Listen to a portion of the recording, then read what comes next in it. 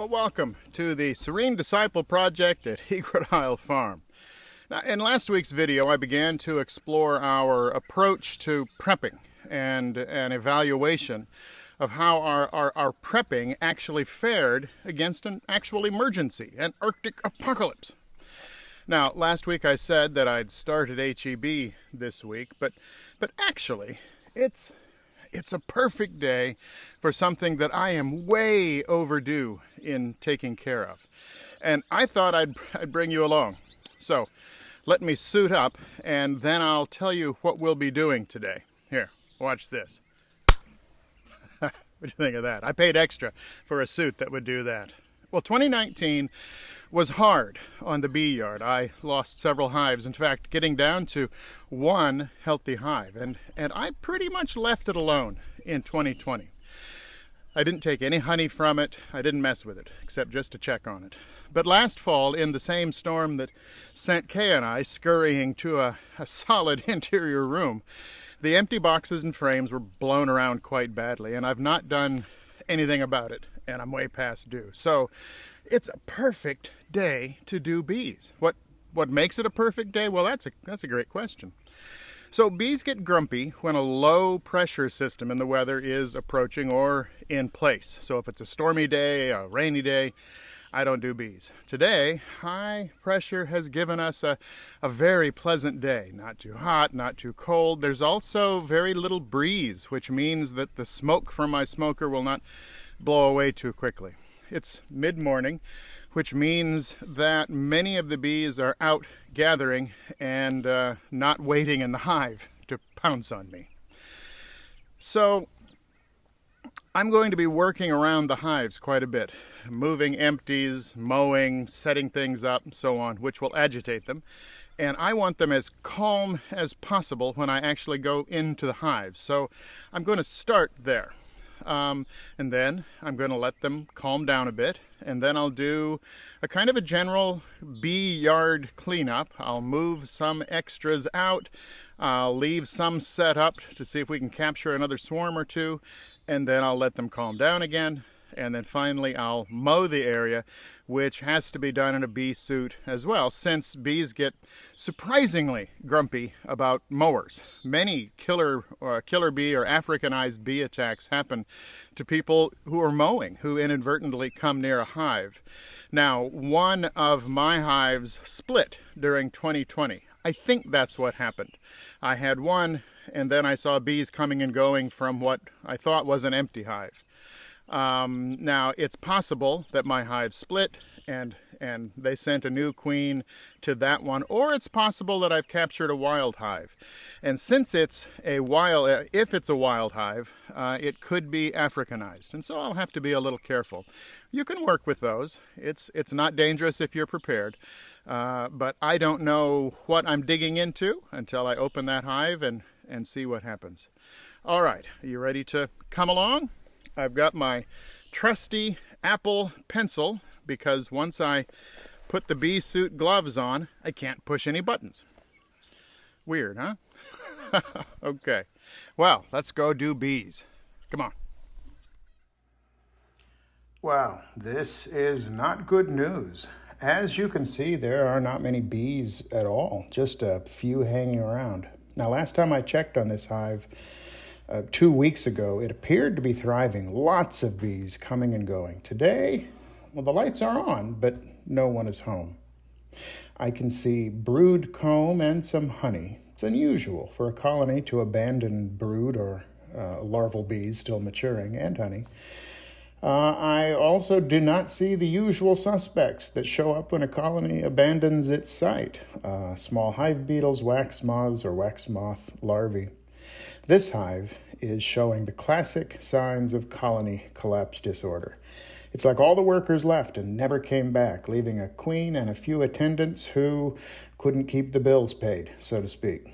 It may also be that this hive is another casualty of the extreme cold temperatures in February. Well, let's take a look at the other hive.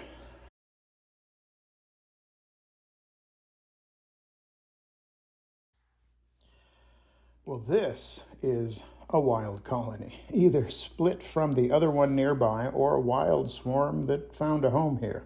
Lots of life here. Now, they are concerned, but not berserk, so not killer bees.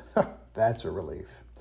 I can see good comb building work and lots of brood comb. You see here the yellow capped cells, each with its own little baby bee. I can also see some honey, but not much. I think I'll leave what I find. They will need it more than I will. You see, the spring wildflowers were just about to start blooming when the winter apocalypse hit.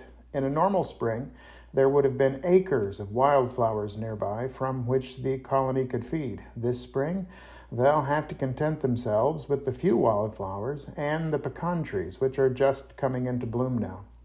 These bees, with any luck at all, can provide some honey toward the end of the summer.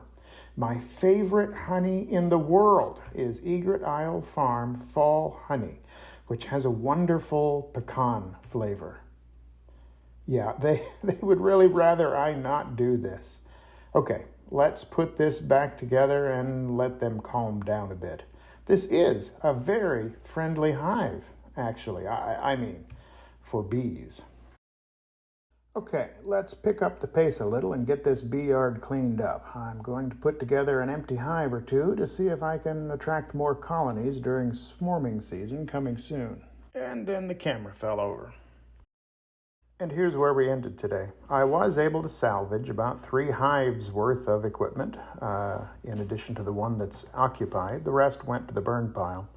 I've signed a hay lease with my neighbor Shane, so I don't want to cut too much of the grass that he'll be cutting and baling soon, but he probably won't want to play with the bees while he's out on his tractor in another month or so, so I went ahead and cut out to the safety zone, about 50 yards. So in a way, working with bees is another way of being ready for what may come. Sane prepping is not just about buying a lot of stuff to squirrel away, just in case. It's not all about equipment and gadgets. What we call prepping, our ancestors around here would have called living. You see, what makes prepping necessary is that I have become disconnected from drawing my living or most of my living from the land where I live. My things I need, the things I need to live, food, fuel, maybe a sense of belonging, all come from elsewhere. For the most part, there's nothing I need to live that is dependent on where I live. Now, the upside is that I can live anywhere. The downside is that I really am connected to a sense of place, well, nowhere.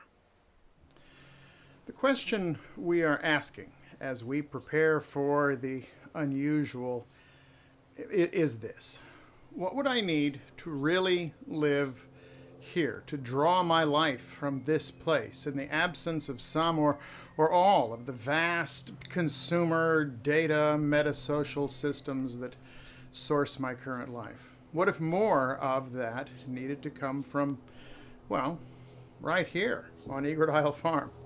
What are the advantages and disadvantages of living in this place versus some other place? Because this is where I live. I have these advantages. I have these disadvantages. What are they? What are the resources present here that I could take advantage of? What do I need to let go of to embrace life in this place? You know, it's only been a few generations since these were common questions. But today, modern society has largely freed us from any such considerations. Within some limited reason, we can have anything we want, anytime we want it, anywhere we happen to be. For example, you want fresh tomatoes in December?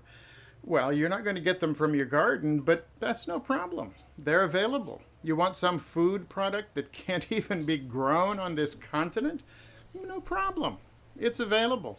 You want almost unlimited energy? Well, if you can pay for it, it's yours. Now, I'm not saying that there's anything wrong with that, as long as the system that brings it all to your doorstep works. But what happens when it stops working? What happens when the line for the grocery store stretches around the block twice? And if you make it in at all, you'll find mostly empty shelves.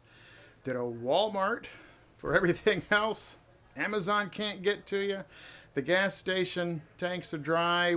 What happens when the power goes off and doesn't come back on for a long time, or maybe never, and the roads are impassable or inadvisable? What happens is, well, at that point, you are where you are with what that place offers. But come on, how likely is that to happen really? How many of us saw the long lines and the empty shelves in the last year? These things can happen. So, part of being prepared to draw more of our lives from these 20 acres is for Kay and I to be better acquainted and better connected to what is possible here and what is not. My friend Jim has turned his suburban backyard into a food production machine with raised garden beds and a DIY solar-powered greenhouse. It's magnificent. He looked at the world, he looked at his suburban yard and said, what can be done here to be less dependent on a fragile food system? Can he get all of his food from his yard? No, not yet anyway. But he's made a start. Which brings us back to bees. I have about 20 pecan trees and acres of waving grasses, and bees can use all of that to make honey. Now, don't misunderstand me. There's nothing wrong with honey from the grocery store, but if I can't get to the grocery store, or if there's no more honey at the grocery store, you know, I like knowing that I can help my bees help me with something sweet for my coffee. Now, beyond just natural coffee sweetener, it feels good to me. It feels maybe even serene to be working with this place and not against it or in ignorance to it.